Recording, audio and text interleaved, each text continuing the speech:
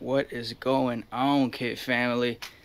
We got another video for you guys. We gotta answer some more questions that are on the web, and we finally have some time to do it for y'all. So on this video, guys, we are gonna be spraying 2K Automotive Professional Clear Coat on Rustoleum paint. Now for this video right here, we have a panel that we sprayed Rustoleum paint on.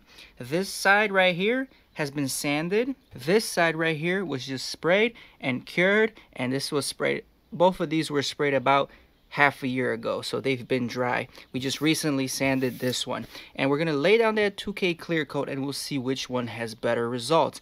A lot of people are asking out there, can you clear coat Rustoleum? Do you have to sand the Rustoleum 1K paint job before you apply the 2K clear coat? Well, we'll find out. We'll see what which results are better, the sanded part or the non-sanded part. So stay tuned, my G's, and keep watching this video.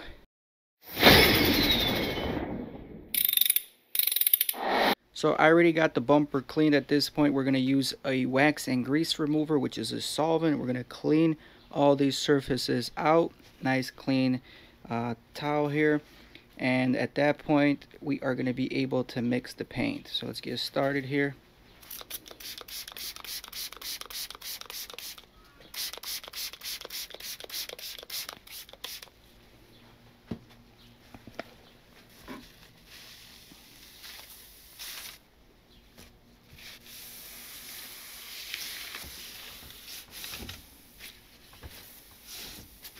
Alright, so the clear coat we will be using is this UPUL System 20, which is a universal clear coat. It's not a high solids, so it's pretty much a very thin clear coat, and a lot of these universal clear coats are this way. This is a fast hardener. We decided to do a fast hardener because we just want to lay this down. We want to have it dry out quick so we can spray another piece. We're not painting big things. If you were painting a big car, you want a slower or medium hardener so the paint can flow out, but because we're painting such a small area, we can just hit one coat, give it 5 to 10 minutes, hit another coat, and have it be done. This is a 4:1 mixing ratio, so we have our cup over here, and we're going to be using the 4:1 mixing segment. Now these are all 4:1s. It just depends on how much volume you need, and for these parts we probably will not need too much clear coat. So I'm going to go ahead and mix this up right now.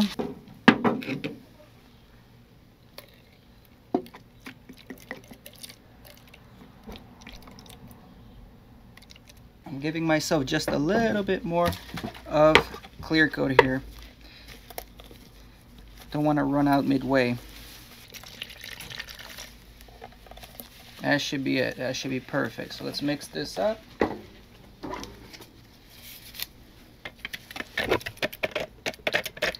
So I already got my mask ready, guys. We got the proper PPE. This is very bad for you, so make sure you guys are protected at all times when you are spraying any kind of clear coat. This thing dries so fast in the air.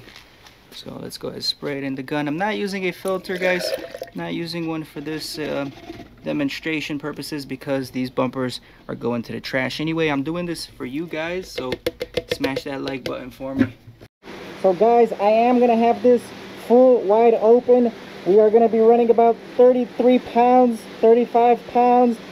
We'll lay one lighter coat and then we'll come back for a second coat to make it real nice and thick.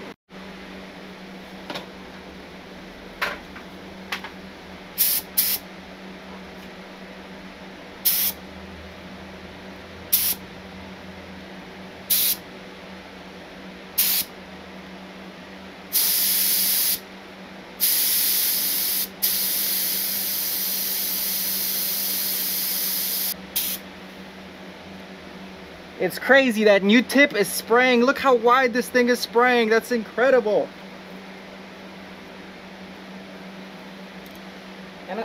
And I got it all the way turned down.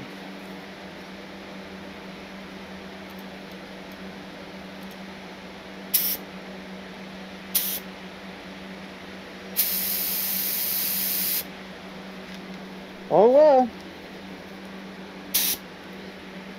something's off because this is not adjusting it. It's just way open, but that's cool with me.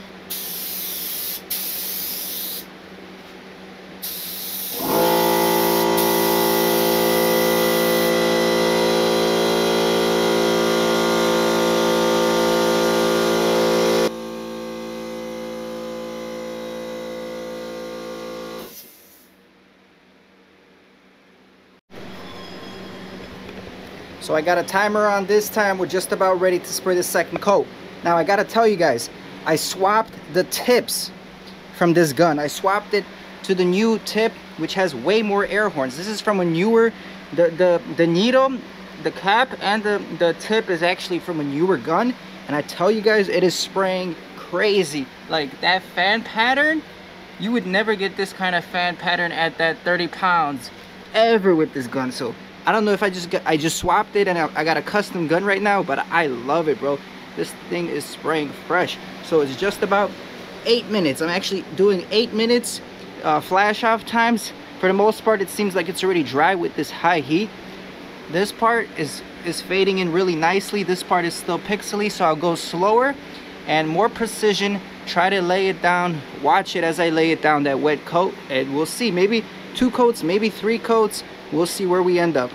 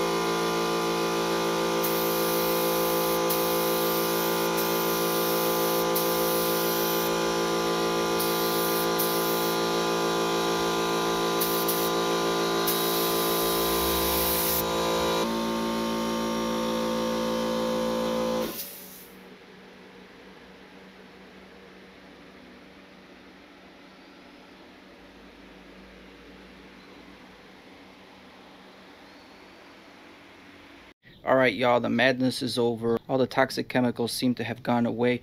We just finished out cleaning the gun, and I wanted to show you guys what was going on with this spray gun. So this is the old spray gun that I had and I currently use, and this is the one I sprayed with. This is the new one we picked up.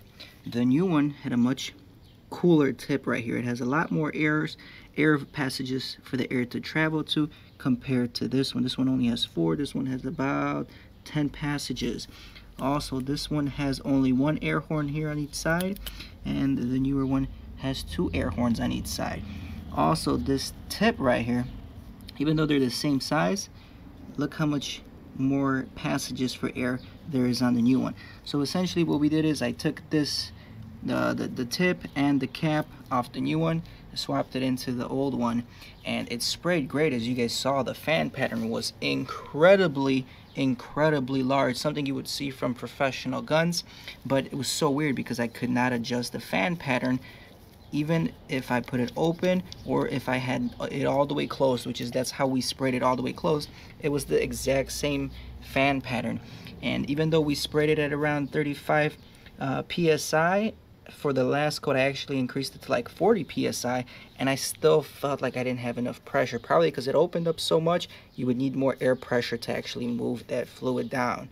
But I'm gonna swap these back into the original places, and for the next time, if we are gonna spray, we're just gonna use this gun. If we can get a nice spray pattern from this one and adjust it, that would be perfect. Now, as far as the paint jobs came out, depending on which video you are watching, guys, because I'm filming 2 videos at once. If you are watching the video for 2K clear coat over a sanded surface versus non-sanded surface, I do not see a difference. There is no reaction with the non-sanded surface compared to the sanded surface. Now again, these paints, these Rustoleum paint jobs have been drying for about a year. It might be a different story if you do a Rustoleum paint job, and let's say either one, you want to paint over a tacky surface within, 45 minutes to an hour after applying your Rustoleum. That might be a different story. This is for a paint that completely cured. I mean, maybe if you're painting, give it 30 days, spray clear. There's no adverse reactions. There's no paint wrinkling, which a lot of people experience. There is nothing. All there is just a ton of debris in the paint from painting in the garage. And I swear I tried to clean this garage out. I took an air blower. I blew out all the contamination. But there's just things flying all around this garage. So I'm not even worried about all the little specks in there. Even this little stripe here that was just a real base coat, we sanded it down. Man, that laid down really nice. So overall, that should answer your question, guys. You could spray 2K clear on Rustoleum as long as it's been chilling out. It actually had enough time to evaporate, all the solvents escaped and became neutral. There won't be any reactions, at least not with the U-Pull System 20. This system I've used a few times now, and it seems to be doing a good job, although it is pretty thin, so you got to be careful because you will get some runs. And runs we have on the edges, just a little bit on the edges right here, but overall, beautiful finish. So thank you guys for watching. I do appreciate it. If you appreciate it, which I hope you do, drop a thumbs up, comment down below, share this video with people so we can answer this question for once and for all. Thank you. I ain't here for the money, I ain't here for the fame. Though it might be nice to own a jet plane, I'ma do it all for you. Come along and see it's true, but the world is pretty cold, you might need a sweater too.